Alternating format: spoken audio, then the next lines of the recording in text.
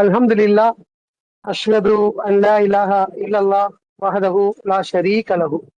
அனைத்தும் அல்லாஹ்வுக்கே, அந்த அல்லாஹுவை தவிர வேறு தெய்வங்கள் இல்லை என்று நான் சாட்சியம் பகர்கின்றேன். நாம் வழிபடக்கூடிய அந்த அல்லாஹ் ஒருவராகவும் தனித்தவராகவும் இணைகள் அற்றவராகவும் ஏகோபித்த அதிகாரத்தில் உரிமை ஒருவராகவும் இருக்கின்றார். அத்தகைய நம்முடைய மகத்தான ரட்சனை இங்கே நாம் நினைவு கூறுவதற்காக, அவருடைய வார்த்தையிலிருந்து கற்றுக்கொள்வதற்காக இந்த வலைதள வகுப்பிலே நாம் அனைவரும் ஒன்று குழுமிருக்கின்றோம். மாஷா அல்லா, லா குவத்தை இல்லா பில்லா, அல்ஹம்துலில்லாஹ். அல்லாஹ்வுடைய வார்த்தைகளான அல் குர்ஆன் மட்டுமே மார்க்கத்தின் ஆதாரம் என்றும், இந்த குர்ஆனை தவிர வேறு எந்த ஒன்றும் மார்க்கத்தின் ஆதாரமோ அடிப்படையோ கிடையாது என்றும் நாம் ஒரு தெளிவான அறிவை அறிந்திருக்கின்றோம். அதற்கு அல்லாஹ் நமக்கு மாபெரும் அருளும் கிருபையும் செய்திருக்கின்றார். அல்ஹம்துலில்லாஹ்.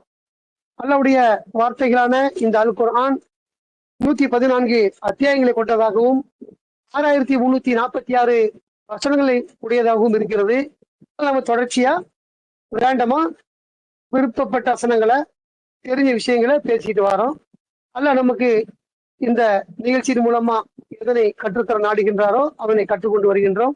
அல்ஹம்துலில்லாஹ். அந்த அடிப்படையில, அந்த வரிசையில இன்னைக்கு நாம இருக்கக்கூடிய சூரத்துல் ஹிஜ்ர், பள்ளத்தாக்கு அப்படிங்கிற தலைப்புள்ள ஒரு சூறாவுல ஒரு வசனம் அம்மா சொல்லியிருக்காங்க. 87 15ல 87 அவுது பில்லாஹி மினஷ் ஷைத்தானிர் ரஜீம். இதனுடைய அரை வாசகம், வலக்கது ஆத்தைனாக்க சபஅம் மினல் மதானி வல் குர்ஆனில் அதீம் அப்படின்னு சொல்லிட்டு ஒரு பிரபலியமான வசனம், எல்லாராலும் சொல்லக்கூடிய ஒரு வசனம். இதோட அர்த்தம் என்னன்னா, நாம் உமக்கு 7 ஜோடிகளையும் மகத்தான குர்ஆனையும் தந்துள்ளோம் அப்படின்னு ஒரு சின்ன வாசகம் தான். அல்லாஹ்வுடைய தூதருக்கு, நபிக்கு இந்த வேதத்தின் மூலமா சொன்ன விஷயத்த, கொடுத்த விஷயத்த இங்க நினைவுபடுத்துறாரு. நாம் உமக்கு 7 ஜோடிகளையும் அப்படிங்கிறார். வழக்கது ஆத்தை நாக்க, நிச்சயமாக நாம் உமக்கு வழங்கியிருக்கின்றோம். வழக்கதுன்னா கதுங்கிறது நிச்சயமாக ஒரு அர்த்தத்தை உள்ள ஒரு வார்த்தை. ஆத்தை நாக்க, அத்தி கொடுக்கல் வாங்கதான் அத்தின்னு சொல்லுவான். பொருள் கடையில வாங்க போனா கூட அத்திமின் ஹாதா அப்படின்னு சொல்லி அரபியில சொல்லுவான். அத்தின்னா வாங்குறது, கொடுக்கறது, அந்த விஷயம். வழக்கது ஆத்தை நாக்க, கேங்கிற வார்த்தை முன்னிலை சொல்லு, அது உமக்குங்கிற வார்த்தை அர்த்தத்தை உள்ளது. வழக்கது ஆத்தை நாக்க, உமக்கு நாம் வழங்கினோம். எதை வழங்கினோம்? 7 ஜோடிகளையும் அப்படிங்கிற. 7 ஜோடிகள்ங்கிறது 7 பேர்ஸ் ஆங்கிலத்தில் நம்ம வச்சு சொல்றோம். 7 ஜோடிகள்ங்கிறது 14 விஷயங்கள்ங்கிறத நம்ம இன்ஷா குர்ஆன்ல பார்ப்பாரு. அது மட்டும் இல்லாம அது தனியா அல்ல சொல்லிட்டு திரும்ப சொல்றாரு, மகதான குர்ஆனையும் சொல்றாரு. அப்படிங்கிற வார்த்தை வழக்கது ஆத்தினாக்க சபா மினல் மதானின்னு சொல்லிட்டு வல்கிற வார்த்தை வரும், அல் குர்ஆன் வரும். இன்னும் நாம் குர்ஆனையும் அந்த அர்த்தத்தை சொல்ல தமிழ்ல கட்ட மொழிபெயர்த்திருக்கிறது. மகத்தான குர்ஆனையும் தந்துள்ளோம் அப்படின்னு சொல்லி சொல்லப்படுது. ஆனா இந்த மொழிபெயர்ப்பு நம்மளை பொறுத்த வரைக்கும் சிக்காம இவனை எப்படி அரபிய சொல்லி காட்டோம்னா நமக்கு அது மனப்படமா தெரியுது. அந்த அளவுக்கு வளர்க்கறது, நிச்சயமாக ஆத்தை நாக்க உமக்கு கொடுத்திருக்கிறோம். 7 மினல் மதானி. மினல்ங்கிறது என்ன தெரியுமா? எதுல இருந்துங்கிற விஷயம், முன்னால என்ன சொல்லப்பட்டுச்சோ அதை சொல்ற விஷயம். உதாரணமா ஒரு பொருள் விற்கலாம், 10 ரூபா 10 ரூபா 10 ரூபான்னு வெறும் 10 ரூபா புரியாது. எது 10 ரூபா அப்படின்னா முதல்ல சொல்லியிருப்பாங்க, மாம்பழம் 10 ரூபா அப்படின்னு சொல்லியிருப்பாங்க. அதுவும் அதனுடைய வாசகம் தான். அப்ப எது 10 ரூபான்னு கேள்வி வரும்போது மினல் அப்படிங்கிற வார்த்தை எதை சொல்லப்பட்டுச்சோ அது சொல்ற வாசகமா இருக்குது. மினல் மதானி, எதுல மினல் மதானி? 7 ஜோடிகள் சொல்லப்படுது இல்லையா? 7 அதில் மினல் மதானி, அதுல இருந்து இரட்டையானது அப்படிங்கிற வாசகம் சொல்லக்கூடிய ஒரு வாசகமா இருக்குது. அது மட்டும் இல்லாம மகத்தான குர்ஆனையும் தந்துள்ளோம்னு சொல்லிட்டு ஒரு வரியில அந்த விஷயம் இருக்குது. இது என்ன அப்படிங்கிறது நம்மள பல பேர் தெரிஞ்சு வச்ச விஷயம்தான், ஒன்னும் புதுசு கிடையாது. ஆனா நாம என்னன்னா அப்பப்ப மறந்துடுவோம் அது என்னது அப்படிங்கிற மாதிரி. ஆனா இந்த வசனத்தை இந்த தெளிவான சொல்லக்கூடிய, எல்லாரும் புரிந்து கொள்ளக்கூடிய, சாதாரண ஒரு நடைமுறை அரபி பேசக்கூடிய அழகிய அரபு நாடுகள் இருந்தவங்களுக்கு தெரியக்கூடிய ஒரு வாசகம். இதே எப்படி படிச்சிருப்பாங்கன்னா, உமக்கு நாம் திரும்ப திரும்ப ஓதக்கூடிய அப்படின்னு மொழிபெயர்த்திருப்பாங்க. அதாவது அந்த வாசகத்தையே திரும்ப திரும்ப ஓதக்கூடிய 7 வசனங்களையும் அப்படின்னு சொல்ல போட்டிருப்பாங்க. சொல்லக்கூடிய அந்த வார்த்தைகளுக்கு மூலமே இருக்காது. வசனம்னா ஆயாத்துன்னு இருக்கணும். திரும்ப திரும்பங்கிறதுக்கு மதாங்கிற வார்த்தை ரெட்டையான டபுள்ங்கிற அர்த்தத்துல உள்ளது. இதே மதானியை நம்ம வேற இடத்துலயும் பார்க்க முடியும். அங்க ரெட்டைங்கிற வார்த்தை பயன்படுத்தப்பட்டிருக்குது. இருந்தாலும் இந்த மாதிரியான ஒரு கேள்விக்கு பதில் சொல்ல முடியாத என்ன பண்றாங்கன்னா, அவங்களுக்கு தோதுவாக அந்த வசனத்தை அவங்க திருத்தி மாத்தி அமைச்சு பதில் சொல்லி வச்சிருக்கிறாங்க. ஆனா உண்மையிலே அது அப்படி இல்லை. அப்ப அவங்க சொல்லக்கூடிய வசனம் என்ன? திரும்ப திரும்ப ஓதக்கூடிய 7 வசனங்களையும் குரானையும் அப்படின்னு அர்த்தத்தை சொல்லுவாங்க. அப்ப திரும்ப திரும்ப ஓதக்கூடிய வசனம் என்ன அப்படின்னு சொன்ன அன்னைக்கு அந்த அல் ஃபாத்திஹா சூரா இருக்குது இல்லையா, அதை அவங்க சொல்லுவாங்க. நம்ம தொழுகையில திரும்ப திரும்ப ஒரு நாளைக்கு எத்தனை தடவை ஓதுறோம், நிறைய ரக்காயத்து நிறைய முறை ஓதுறோம், இடையில நம்ம நிறைய ஒதுக்கிறோம். அப்ப திரும்ப திரும்ப ஓதக்கூடிய விஷயம் எதுவா இருக்குதுன்னா அந்த அல் ஃபாத்திஹா சொல்லி ஒரு பதில் சொல்லுவாங்க. ஆனா அந்த பதில் சொன்னாலும் இது என்ன சிக்கல் இருக்குதுன்னா, அல்லாஹ் சொல்லும் போது அப்போ அல் ஃபாத்திஹாவையும் இந்த குரானையும் அப்படிங்கிற வாசம் அடுத்து வருது பாருங்க. நமக்குன்னா நெட்டையான 7 இணையும் மகத்தான குரானை 2 சொல்லப்படுது. அப்ப இவங்களுடைய கூற்றுப்படி அது அல் ஃபாத்திஹா தான் அப்படின்னா, அப்ப அல்லாஹ் சொல்லும் போது நமக்கு நாம் அல் ஃபாத்திஹாவையும் இந்த குரானையும் கொடுத்திருக்கோம் சொல்லப்பட்டா, அப்ப அல் ஃபாத்திஹாங்கிறது வேறையும் குரான் வேறையும் அர்த்தம் ஆயிடுதா? அப்ப அது பொருந்தாது பாருங்க. சூரா குரான் 114 அத்தியாயம், அதுல முதல் அத்தியாயம் அல் ஃபாத்திஹா இருக்குது. அப்ப அதையும் இதையும் கொடுத்தோம்னா இதுல வராது. அல் பக்ரா 2ல இருக்குது, ஆல இம்ரான் 3ல இருக்குது, வரிசைப்படிதான் இருக்குது. அப்போ அவங்க குரான் வேற அல் ஃபாத்திஹா வேற மாதிரி அவங்க பிரிச்சு சொல்ல வேண்டியது இருக்கும். ஆனா இதான் நம்ம கேட்டோம்னாக்கா அவங்களுக்கு ஆன்சர் பண்ண தெரியாது. எப்படியுமே இந்த விஷயத்துக்கு வந்து அவங்க எதுக்கு இந்த மகத்தான இந்த குரான் உடைய 7 ரெட்டையான விஷயத்துக்கு இப்படியே மக்கள் வந்துட்டு தான் இருக்காங்க. அடமண்டா இருக்கிறவங்க இருக்கிறாங்க, பதிலும் சொல்ல தெரியல, நம்ம போனா தப்பாயிடுமோன்னு பயம், ஒரு குழப்பம். எப்பவுமே குழப்பத்துக்கு அப்புறம் தெளிவு ஏற்படும். எல்லாருக்கும் குழப்பம். நம்ம எல்லாம் தெளிவா இருந்து வரல. எவ்வளவு கேள்வி கேட்டு இவ்வளவு விஷயங்களை பரிசீலிச்சு சிந்திச்சு எது சரி முடிவெடுத்து இருக்கிறோம். நாமளும் ஒரு காலத்து என்ன இருந்தாலும் குழப்பத்து இருந்தோம். இந்த குழப்பம் எல்லாத்துக்குமே இருக்கும். குழப்பத்துக்கு அப்புறம் தெளிவு அடையும். ஒரு தண்ணி கலங்களா இருக்குதுன்னு நான் சுத்தி விடுறோம், கலங்களா இருக்கும், நேரம் வயசுல தெரியாது. அதை பார்த்தே இருக்கணும், டைம் எடுக்கும். அதுக்கு எந்த அளவுக்கு கலங்கள் இருக்குதோ, எந்த அளவுக்கு ஈர்ப்பு சக்தி இருக்குதோ, எந்த அளவுக்கு அதுல மண்டி இருக்குதோ அதை பொறுத்து நேரம் காலம் கூடும். அது மாதிரி நமக்கு குழப்பங்கிறது எல்லாருக்கும் உள்ளதுதான். நம்ம டைரக்டா கேட்ட உடனே அப்படியே நம்ம தெரிஞ்சுக்கல. நம்மளும் பல விதமா அதை ஆய்வு பண்ணி ஆராய்ச்சி பண்ணி சரியா உண்மையா பொய்யா, ஏன்னா நமக்கு இது மருந்து சம்பந்தப்பட்ட விஷயம். இந்த உலக வாழ்க்கை ஒரு மாபெரும் ஒரு விலை மதிப்பற்ற ஒரு சந்தர்ப்பமா இருக்குது. இந்த சந்தர்ப்பத்தை மிஸ் பண்ணிட்டோம்னா ரொம்ப கஷ்டமான ஒரு நிலையை நம்ம அடைஞ்சிருவோம். அந்த சந்தர்ப்பத்தை சரியா பயன்படுத்தணும் அப்படிங்கிற அடிப்படையில நாம மறுமை இழந்துடக்கூடாதுன்னு சொல்லிட்டு என்ன செய்யறோம், மீண்டும் மீண்டும் அதை பாக்குறோம். டே நைட்டா பாக்குறோம். ஆரம்ப காலத்துல சொல்ல வரணும், அதனுடைய சம்பந்தப்பட்ட புத்தகங்களை வாசிக்கிறோம், வலைதளங்கள்ல பாக்குறோம். எல்லாமே சர்ச் பண்ணி பார்க்கும்போது எதுவுமே அவங்க சொல்ல மேட்ச் ஆக மாட்டேங்குது. ஆனா இது ரசாத்துல டிரான்ஸ்லேஷன் வச்சு பார்க்கும்போது 100% மேட்ச் ஆகுது. அப்படி நம்ம பார்த்துதான் நம்ம அதை வந்திருக்கோம். ஆக தெளிவுங்கிறது உடனே கிடைக்காது, கொஞ்சம் லேட் ஆகும். நம்முடைய முயற்சியை பொறுத்து நம்முடைய தேடுதலை பொறுத்து எல்லாம் வழங்குவார்.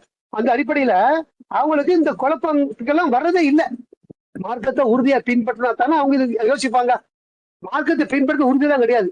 ஏதோ ஒரு சமூகத்துல பிறந்தோம், அதுல இருக்கிறோம். ஏதோ நம்ம ஒரு கூட்டமைப்பா இருக்கிறோம், அதுல சேர்ந்து இருக்கிறோம். இதை விட்டு போனா ஒரு மாதிரியா பார்ப்போம், அதனால அதுல இருக்கிறோம். அதனால அது இருக்கிறோம். இவர் சக்தி வாய்ந்த ஒரு பெரிய ஜமாத்தா இருக்குது, அதுல இருக்கிறோம். இதை நம்ம மட்டும் தனியா ஒண்ணு சொன்னோம்னா நம்ம பிரிச்சிருவாங்க.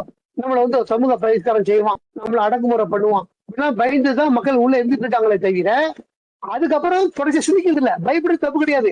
அந்த மாதிரி பயந்துட்டு திரும்பவும் அதை தொடர்ச்சியா நமக்கு சத்தியம் வேணுண்டா அப்படின்னு நம்ம தேடக்கூடியவங்க அதுவும் வெளியேறிடுவோம்.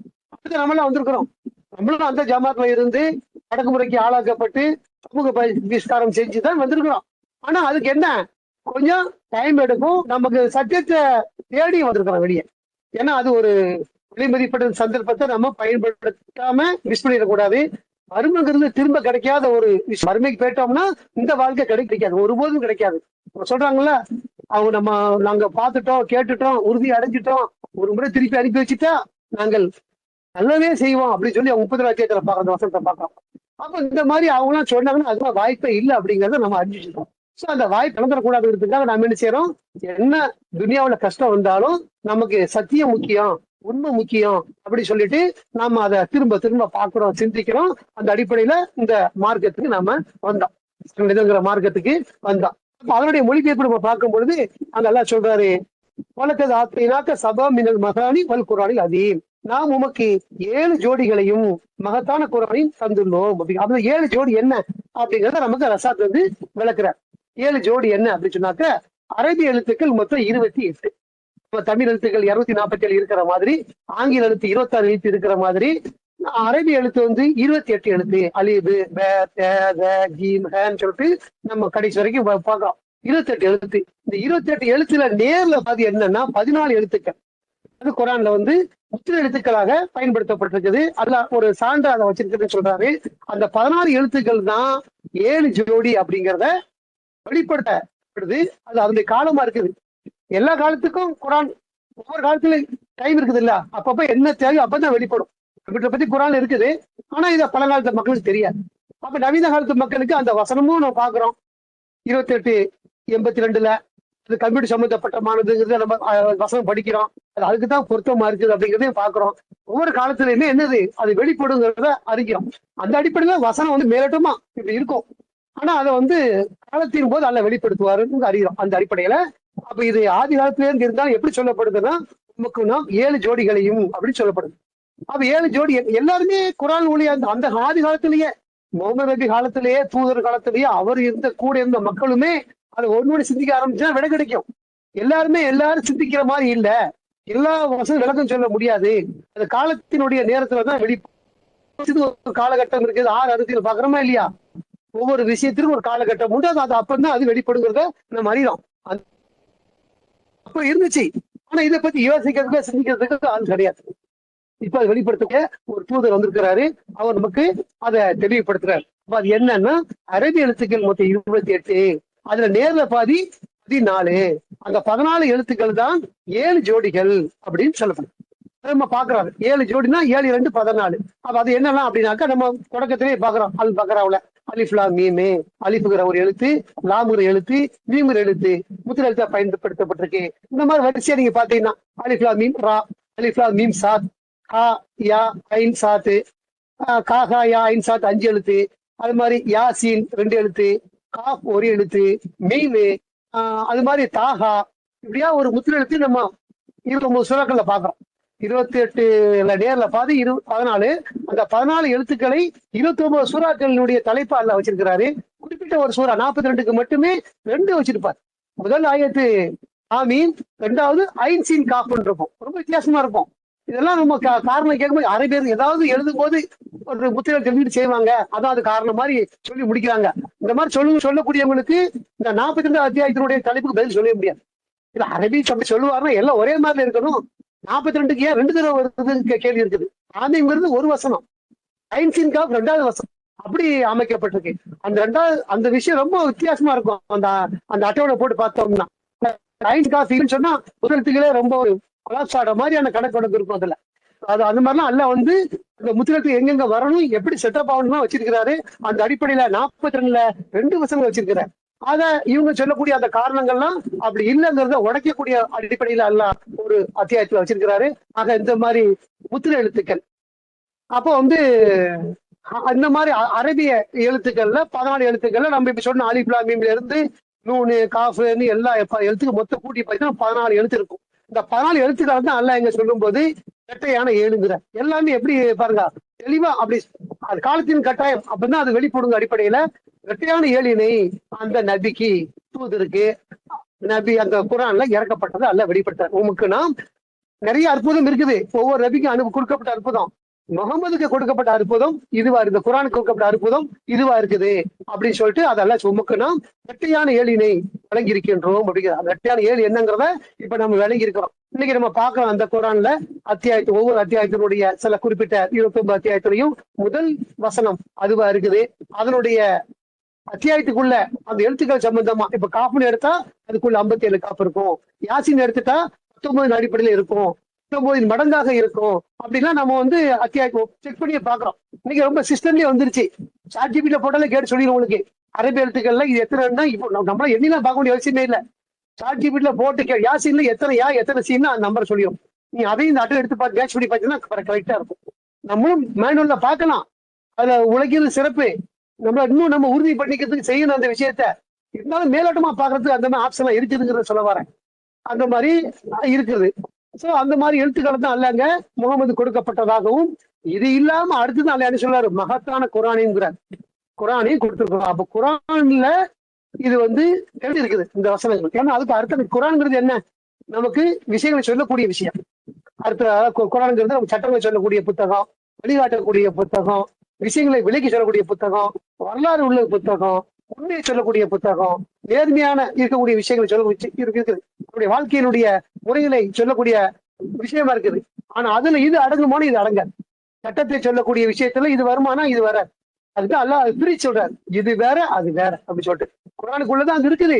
ஆனா குரானையும் அந்த 7 மகத்தான அந்த இதையும் சொல்றாரு. மகத்தான குரானையும் இரட்டையான ஏழினையும் அப்படிங்கறத அல்லாஹ் நமக்கு சொல்றாரு. ஆக அது ரெண்டு வெவ்வேறு அப்படிங்கிறதையும் நம்ம சொல்றோம். நவீன காலத்தினுடைய மக்கள் இதை பத்தி பேசினா அவங்களால பதில் சொல்லவே முடியாத அளவுக்கு இந்த குரான் ரொம்ப தெளிவா இருக்குங்கிறத பாக்குறோம். நாம் 7 ஜோடிகளையும் மகத்தான குரானையும் அப்படின்னு சொல்றாரு. குரானுக்கு பொறுத்த வரைக்கும் மகத்தான குரானுங்கிறது உண்மையிலே அது மிக மகத்தானது. அதை படிக்கதான் தெரியும். நான் படிக்காம மட்டும் அவருடைய மகத்துவம் தெரியாது. நம்ம கொஞ்சம் படிப்போம், இன்ட்ரெஸ்டிங்கா இருக்கும், சில சமயம் ரொம்ப ஆர்வமா இருக்கும் படிக்கிறதுக்கு, கீழே வைக்க மனசே வராது, இப்படிதான் இருக்கும். சில வாசங்களை பார்க்கும் போதே பூரிப்பா இருக்கும். இந்த அனுபவங்கள்லாம் நமக்கு இருந்திருக்கும். ஆனா திரும்ப நம்ம டச் விட்டு போயிட்டு என்னாவது ஒரு பழைய குட்டி கதை தொடர்மா சாதாரணம் ஆயிடுறோம். ஆனா அதனுடைய தொடர்ச்சியா அதுல இருக்கக்கூடியவங்களுக்கு அந்த அனுபவம் தெரியாது. இவ்வளவு மகிழ்ச்சியா, அதாவது ஒரு ஆனந்தமா, எப்படி சொல்றதுன்னா, ஒரு பெரிய தோப்புக்குள்ள உட்கார்ந்தா இவ்வளவு மகிழ்ச்சியா நம்ம இருப்போம். ஒரு நிழல்ல, ஒரு தென்றல்ல, ஒரு குளிர்ச்சியில இப்படி இருந்து எவ்வளவு ஆனந்தமயமா இருக்கும். அந்த மாதிரி குரான் வாசிக்கிறது அப்படிங்கிறது அதை இன்னும் நம்ம அடுத்த வேலை இருந்தா கூட கொஞ்சம் பார்க்கலாம், இருக்கட்டும் அப்படி சொல்லிட்டு இதுலயே நம்ம ஊறி போன காலமா இருந்துச்சு. ஆனா இன்னைக்கு அதெல்லாம் இருந்து தூரமா இருக்கிறது உண்மை. அந்த அளவுக்கு இன்னைக்கு இல்ல. அந்த அனுபவம் ஞாபகத்துக்கு வரத வச்சு நான் சொல்ல வரேன். சில சமயங்கள்ல நமக்கு ஏற்படும் குரான் படிக்கிறதுக்கு, படிச்சோம்னா கீழே வைக்கவே தோணாது. அடுத்த அந்த சூறா போயிட்டே இருப்போம், படிச்சுட்டே இருப்போம், ரொம்ப இன்ட்ரெஸ்டிங்கா இருக்கும். அந்த மாதிரியான ஒரு குரான் மகத்தானு நல்லா சொல்றாரு. மகத்தான குரானே அதீம்ங்கிற வார்த்தை குரானில் அதீம், மகத்தான ஒரு அல்லாஹ் தான் அதீம் சொல்றாரு. அவர் மகத்தானவர் சொல்றாரு. அவர் மகத்தானவர் வழங்கப்பட்ட இந்த குரானையும் அவர் அதை மகத்துவம் சொல்றாரு. அப்போ அந்த மகத்துவமான ஒரு குரான், நமக்கு வழிகாட்டக்கூடிய ஒரு குரான் இருக்குது, நேரடிப்படுத்தக்கூடிய குரான் இருக்குது, நம்ம சமாதானப்படுத்தக்கூடிய ஒரு குரான் இருக்குது, எல்லா சஞ்சலம் நீக்கக்கூடிய ஒரு மருந்தா இருக்குது. குரானை பொறுத்த வரைக்கும் நிறைய அவரோட சிறப்புகள் நிறைய நம்ம சொல்லியிருக்கோம் அந்த விஷயத்தை பத்தி. அப்படிப்பட்ட குரானை உமக்கு நாம் வழங்கி இருக்கிறோம் அப்படிங்கிறார். அப்ப நாம என்னன்னா அப்படிப்பட்ட குரான் நாம எப்படி எடுத்திருக்கிறோங்கிறத பார்க்கணும். மகத்தான குரான் சொல்றாரு, நாம வெறுமனை பாக்குறோம், படிக்கிறோம், எப்படி பயன்படுத்துறோங்கிறதுலாம் இல்லாம ரொம்ப ஒரு அதுல அசால்ட்டா இருந்தோம்னா நம்ம தான் நஷ்டவாளியாக இருப்பாங்க. நாம என்ன செய்யக்கூடாது, அதுல நம்ம சடைஞ்சு போயிடக்கூடாது. திரும்ப திரும்ப நம்ம தொழுகையில ஓடுறோம், அவருடைய அர்த்தங்களை பாக்குறோம், அது பிரார்த்தனையா இருக்குது. குரானே அது மாதிரி அதிகாலையில படிக்கிறோம், அதை கேட்கக்கூடிய மக்களா நாம இருக்கணும். அதெல்லாம் நம்ம கொஞ்சம் முன்ன பின்ன வர்றது சேர்றது, ஆரம்பத்துல கூட்டமா இருக்கும், முடிவு ரொம்ப நிறைய பேர் இருப்போம். ஏன்னா அதுல ஆர்வம் இல்ல, அதுல குறைஞ்சிருக்கிறதுனால தான் அது மாதிரி நடக்குது. இல்லைன்னா எல்லாமே ஆரம்பத்துக்கு மொத்தமா ஃபுல்லா இருப்போமே, பட்ஜெட்ல பாக்குறோம் ஆரம்பத்துல 10 பேரு, அப்புறம் 15 பேரு, அப்படியே கொஞ்சம் கூடுதே தெரிகிற தொடக்கத்துல இருந்தே இல்ல. என்ன முடியாது, அது குரான் கேட்கறதுல நமக்கு ஆர்வம் இல்லைங்கிறது அது விளங்குது. அதனால நம்ம குரானை பொறுத்த வரைக்கும் அது மகத்தானது, அல்லாஹ்வால பரிந்துரைக்கப்படக்கூடியது, மிகவும் ஞானமிக்க ஒருவரால தரப்பட்டது. இது வேற யாரும் சொல்ல முடியாத ஒரு புத்தகமா இருக்குது, மனித சக்திக்கு அப்பாற்பட்ட ஒண்ணா இருக்குது. அதை நமக்கு அல்லாஹ் வழங்கி இருக்கிறாருன்னா அதை எப்படி நம்ம பயன்படுத்தணும் அப்படின்னு பாக்கணும். உயர்வான ஒரு பொருள் நம்ம எப்படி பயன்படுத்துவோம், அதை பயன்படுத்தாம விட்டுருவோமா, சும்மா வச்சு அளவு பார்ப்போம்னு பார்க்க மாட்டோம். அதை பயன்படுத்தி நன்மையை நம்ம அடைய பார்ப்போம். அந்த பொருள் நன்மை, ஒரு ஜுவல்ஸே நகையா இருக்கட்டுமே, சும்மா வாங்கி பூட்டியே வைப்போமா, அதை போட்டு பார்ப்போமா இல்ல, அது அனுபவிப்போமா இல்லையா, சும்மா வச்சு என்ன வச்சுனா லட்சத்துல வாங்கியாச்சு, அதை போட்டு பார்த்தா தானே மகிழ்ச்சி. அப்ப அது மாதிரியான மகத்தான உன்னதமான ஒரு குரானை நாம என்ன செய்யறது இல்லைன்னா அது மாதிரி அனுபவிக்கிறது இல்லைங்கிற ஒரு இது இருக்குது. அல்லாஹ்வுடைய வார்த்தை அவர் மகத்தானதுங்கிற, அல்லாவே ஒரு மகத்தான சொல்லும் போது நாம எப்படி துச்சமா எடுத்துக்கிட முடியும்? அதை நாமளும் அந்த அதை பார்க்கணும், மகத்தானதா பார்க்கணும், அதை அடையணுங்கிறத இந்த வசனத்துல நம்ம பாக்குறோம். இதுல உங்களுக்கு ஏதாவது கேள்விகள் இருந்தாலும் கேட்கலாம், துணை கேள்விகளோ எதுவும் இருந்துச்சுன்னா அதை கேட்கலாம். இன்ஷா அல்லாஹ் தொடர்ச்சி அல்லாஹ் அவர்கள் விஷயம் மற்ற தூதர்களுக்கு நாம் வழங்கியவற்றின் மீது பொறாமை கொள்ளாதே, மேலும் நம்ப மறுப்பவர்களால் துக்கமடையாதே, மேலும் நம்பிக்கையாளர்களிடத்தில் உமது இறக்கையை தாழ்த்தி கொள்வீராக அப்படின்னு சொல்லிட்டு ஒரு தூதருக்கு இங்க சொல்லப்படுது. இந்த விஷயத்த அல்லாஹ் மகத்தான விஷயத்தை கொடுத்துட்டு குரானை கொடுத்துட்டு திருப்பி சொல்றாரு, மற்ற தூதர்களுக்கு நாம் வழங்கியவற்றின் மீது பொறாமை கொள்ளாதீங்கிறார். எல்லா தூதருக்கும் நிறைய விஷயங்கள் வழங்கப்பட்டிருக்கு. ஒருத்தரோட ஒருத்தர சிறப்பு நான் சொல்றேன். ஒருத்தரோட ஒருத்தர் சிறப்புன்னா மக்கள் நினைச்சுக்கிறாங்கன்னா யாரோட யார் சிறப்பு, அப்படி வரவே வராது. ஒருத்தரை விட ஒருத்தர் சிறப்புனா இவரோட இவர் சிறப்பு, இவரோட இவர் சிறப்பு, ரெண்டுமே சிறப்பு தான் ஆக்சுவலாங்க. இந்த வாசகத்துல ஒருத்தரை கூட்டி ஒருத்தர் குறை சொல்லப்படவே இல்லை. ஒருவரை விட ஒருவரை சிறப்பாக ஆக்கினோம்னா இவரை விட இவர் சிறப்பு, அவரோட அவர் சிறப்பு அப்படின்னு போயிட்டே இருக்குமே தவிர யாருமே குறைபாடு கிடையாது. அதனால மற்ற இவங்களுக்கு வழங்குறத பற்றி அற்புதத்தை பாக்குறோம்ல, நம்ம ஜீசஸ் வழங்கப்பட்ட அற்புதத்தை பாக்குறோம். அவர் என்னென்ன செய்யறாரு அந்த குரான்ல பாக்குறோம். ஒவ்வொரு நபிக்கும் ஒரு அற்புதம் இருக்குது. மூசாவை பொறுத்த வரைக்கும் தன்னுடைய கடிய கடல் அடிச்சு அதை பிளக்க வச்சு அது கரையில கடந்து போறத பாக்குறோம். இன்னொன்னு அதுல வந்து மூழ்கடிக்கிறது பாக்குறோம். இது அவர் கொடுக்கப்பட்ட அற்புதமா இருக்குது. அதே சமயத்துல ஒரு கம்பை போட்டு அவர் பாம்பா மாத்துறாரு. அதெல்லாம் கேட்கறதுக்கு ஆச்சரியமா நம்ம இருக்கும் பொழுது நமக்கு அது கிடைக்கலையாங்கிற ஒரு ஃபீலிங் இருக்கக்கூடாதுங்கிறதால வெளிப்படுத்துறாரு. அதைத்தான் சொல்லும் போது நீங்க பொறாமைப்படாதீர்கள் சொல்றாரா. இது மட்டும் இல்லாம தூதர் மற்ற தூதர் வழங்கியவற்றின் மீது பொறாமை கொள்ளாதீர் நபிக்கு சொல்லப்படுது. அப்ப நபியினுடைய எல்லாருமே சராசரியான மனிதர் தான்ங்கிறத இந்த வசனத்தை வெளிப்படுத்து பாருங்க. அதாவது நபியை பத்தி சொல்லும் போது ரொம்ப அல்லாவுக்கு சமமா, அல்லாவுக்கு அருகில, அதுக்கு அடுத்து இவர் தான் அப்படிங்கிற மாதிரி ஒரு இதுல ஹீரோயிசம் பண்ணி வச்சிருக்கிறாங்க. அது மாதிரி இல்லைங்கிறத சொல்லக்கூடிய வார்த்தையா இது இருக்குது. பொறாமைங்கிறது எல்லாருக்கும் உள்ள ஒண்ணு. மனிதனா இருந்தா பொறாமையில இருப்பான். அது வந்து சொல்றாரு, கேட்டுக்கிறதுங்க அப்படிங்கிறார். அவருக்கு பிறப்பில் பலகன் சூழலாம் பாக்குறோம். நம்ம பாதுகாப்பு கேட்க சொல்லிதான் சொல்றாரு தவிர இல்லாத மனிதன் இருக்க முடியும் சொல்ல முடியாது. எப்படி நமக்கு நிறைய உணர்வு இருக்குது, எல்லாருக்கும் எல்லா உணர்வுமே இருக்குது. அது இல்லைன்னு எனக்கு அது இது கிடையாது யாருமே சொல்ல முடியாது. சொன்னா அது பொய்ன்னு அர்த்தம். அந்த அடிப்படையில பொறாமைங்கிறது எல்லாரும் இருக்கும். அதைத்தான் நபிக்குமே எல்லாம் சொல்றாரு. இந்த இடத்துல நிறைய விஷயம் பாக்குறோம், நபியருடைய குறைபாடுகளை பாக்குறோம். அது இது ஒரு வசனம் இருக்குது. மத்தவங்களுக்கு கொடுத்ததை பத்தி மத்த தூதர்களுக்கு நான் வழங்கியவற்றின் மீது, தூதர்களுக்கு பிராக்கெட்ல தான் இருக்குது, மற்ற யாருக்குமே பொதுவான மனிதர்களுக்கு வழங்கியவற்றின் மீது பொறாமை கொள்ளாதே அப்படிங்கிறது. அப்ப பொறாமைப்படக்கூடிய குணமுடைய ஒருத்தரா தான் ஒரு மனிதன் இருப்பார். அது நபியா இருந்தாலும் தூதரா இருந்தாலும் யாரா இருந்தாலும். ஆனா மக்கள் நினைக்கிற இதெல்லாம் தாண்டி வசனத்துக்கு ஆப்போசிட்டா அவர் அப்படிப்பட்டவர் கிடையாது, அவர் இப்படிப்பட்டவர் கிடையாது, அவர் அவரை போன்றவர் இவரை போன்றவர்னு உயர்த்தி பிடிக்கிறாங்க. இந்த மாதிரி உயர்த்தி பிடிக்கிறதுக்கு வேலை இல்லைன்னு நான் சொல்றேன். எல்லா மனிதர் தான் எல்லா தூதரும் மனிதர்களும் நபிமார்களும் அப்படிங்கிறத அல்ல அங்க சொல்லும் போது மற்ற தூதர்கள் நாம் வழங்கியவற்றின் மீது பொறாமை கொள்ளாதீர், மேலும் நம்ம மறுப்பவர்களால் துக்கமடையாதே அப்படிங்கிற. நம்ம மறுப்போம் நமக்கு நிறைய பிரச்சனை ஏற்படும், சஞ்சலம் ஏற்படும், கஷ்டம் ஏற்படும். நம்ம மறுப்போம் நம்மளை எப்பவுமே இழிவுபடுத்தியே இருப்பான். நம்ம கடந்து கொள்ளும் பொழுதுலாம் கஞ்சாடை செய்வான், இவன் தான் அப்படியா தெரியுமா அப்படிங்கிற மாதிரியானலாம் பேசுவாங்க, சமூக பரிஷ்காரம் செய்வாங்க. இதெல்லாம் அல்லாவுடைய பாதையில நடக்குங்கிறத சொல்றாரு. அப்ப நடக்கும் பொழுது நீங்க என்ன செய்யக்கூடாது, துக்கம் அடையாதீங்க. துக்கம் வரும், அடையாதீங்கன்னு சொல்றாரு. ஒருத்தர் நம்மளை வந்து இழிவுபடுத்துற முகம் மாத்தவங்க செய்யும். ஒரு திருட்டு பட்டம் கட்டுறான், ஒண்ணுமே நம்ம தப்பு செய்யல, இழிவுபடுத்துறான்னு நமக்கு என்ன பேசலாம், அந்த விஷயம் வரும். நம்ம எவ்வளவு பெரிய இதா இருந்தாலும் சரி, நம்ம எதிர்த்து ஒரு பிரச்சனை நடக்குது, நமக்கு வந்து அது எதுக்கு சக்தி இல்லை அப்படின்னா நாம அதை தோத்து நிக்கிறோம் சொன்ன அன்னைக்கு நமக்கு முகத்துல ஒரு பாவனை மாறத்தான் செய்யும். அது யாருமே எப்போ மகிழ்ச்சியான முகத்தை நம்ம வெளிப்படுத்த முடியாது. அப்ப அதெல்லாம் வரும் பொழுது நம்ம கடவுளுக்காக அதை ஏற்றுக்கொள்ளுங்கிறது தான் அல்ல அவங்க சொல்றாரு. யாராலும் நடக்குது, நம்ம மறுப்பவர்களால் துக்கமடையாது. அவங்க நிறைய உனக்கு என்ன செய்வாங்க, பிரச்சனைகளை தருவாங்க. நம்ம கடவுளை ஏற்கொற்றுக் கொள்ளாதவன் நம்ம நிறைய நீங்க பாக்குறோம், வலைதளங்களே பாக்குறோம். நிறைய குறிப்பிட்ட சமுதாயத்தின் மீது தாக்குதல், கொடுமைகள் நடக்கிறத பாக்குறோம். சகித்து கொண்டு பொறுத்து கொண்டு இருக்கணுங்கிறத அல்ல நமக்கு இங்க சொல்றாரு. மேலும் நம்ம மறுப்பவர்களிடத்தில் உமது இறக்கையை தாழ்த்திக் கொள்வீராக. மேலும் நம்பிக்கையாளர்கள் நம்ம மறுப்பவர்கள் துக்கம் அடையாது, மேலும் நம்பிக்கையாளர்கள் இடத்தில் உமது இறக்கையை தாழ்த்திக் கொள்வீராக அப்படிங்கிறார். அவங்கள்ட்ட நம்ம எப்படி நடக்கணும் அப்படிங்கிறத அல்ல சொல்றாரு. எப்பவுமே கனிவா நடக்கணும், கனிவா பேசணும். நம்ம அப்பதான் நம்ம ஒரு ஃப்ரெண்ட்ஷிப் இருந்துட்டு இருக்கோம். அது நம்ம மத்தியில நம்ம ஒரு பெரும் கூட்டமாயிட்டு இருக்கிறோம். எல்லாருக்குமே ஒரு ஒரு கருத்து வேறுபாடுகளு, அறிவுல குறைபாடு, பக்தியில முன்ன பின்ன எல்லாம் இருக்கும். அதுக்கு தகுந்த மாதிரி தான் அவங்களுடைய பிஹேவியர் இருக்கும். நம்முடைய பேச்சிலே சடான்னு பேசுறது இருக்கும், பேசினாலே கோவப்படுற மாதிரி இருக்கும், பேச்சிலே மிரட்டல் துணி இருக்கும். ஒரு அந்த மாதிரி நிறைய நம்முடைய சுபாவங்கள் இருக்குது. இதெல்லாம் வந்து எல்லாம் கலந்தா இருப்பவங்க ஏற்றுக்கொள்ளணும். எல்லாம் அவர்லாம் இப்படிதான் இருப்போம். நம்ம எல்லாம் அதை ஏற்றுக்கொண்டுதான் என்ன செய்யணும், இவனா இவன் இப்படிப்பட்ட உடனே ஒதுங்கி நம்ம என்ன செஞ்சிடறோம், அது மாதிரி செய்யறோம் இல்லையா. இதெல்லாம் இல்லாம இருக்கணுங்கிறத நம்ம கற்றுக்கொள்ளும். இந்த இடத்துல நமக்கு மத்தியில, நம்பிக்கையாளருக்கு மத்தியில என்ன செய்யணும், தன்மையா நடக்கணும். இப்படி இறக்கையை தாழ்த்தி கொள்கிறான். என்ன அவன் தேர்வு தப்பு தான் இருந்தா நாம போய் சதிஞ்சு போகணும்னு சொல்றாரு. அவன் கோபப்படத்தான் செய்வான், நாம சதிஞ்சு போகணும். அவன் வந்து பேச்சு அப்படித்தான் இருக்கும், நாம சதிஞ்சு போகணும். அவனுடைய பேச்சுல நமக்கு சில சமயத்துல நம்ம வந்து இழிவுபட வேண்டியது இருக்கும், நாம சதிஞ்சு போகணும். அப்படிங்கிறத தான் அங்க அல்ல நபிக்கு சொல்றார். உங்களுடைய இறக்கையை நம்பிக்கையாளர்கள் இடத்துல தாழ்த்தி கொள்வீராக அப்படின்னு சொல்றாரு. ஆனா இதெல்லாம் நம்ம நிறைய கற்றுக்கொள்ள வேண்டிய ஒரு பண்புகள். நம்ம அதுலதான் ரொம்ப குறைபாடு உள்ளவங்களா இருக்கிறோம்.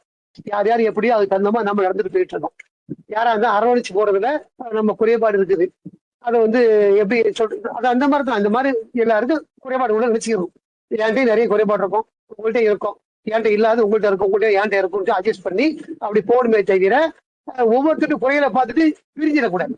அது மாதிரி செய்யக்கூடாதுங்கிறது தான் இந்த அல்லாஹ் அங்க சொல்றாரு. நம்பிக்கையாளரை பொறுத்த வரைக்கும் நம்பிக்கையாளர் இடத்தில் உங்க ரெக்கையை தாழ்த்தி கொள்வீராக அப்படின்னு சொல்றாரு.